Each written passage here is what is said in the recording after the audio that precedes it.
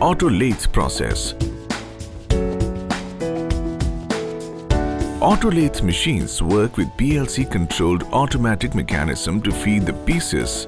Operations of turning, facing and grooving can be performed in a single cycle. The machine produces 5,000 pieces per 8 hours as compared to a simple job which produces only 3,000 pieces in the set time. Auto lathe has a capacity of 6 mm to 25 mm diameter along with 16 to 100 mm length.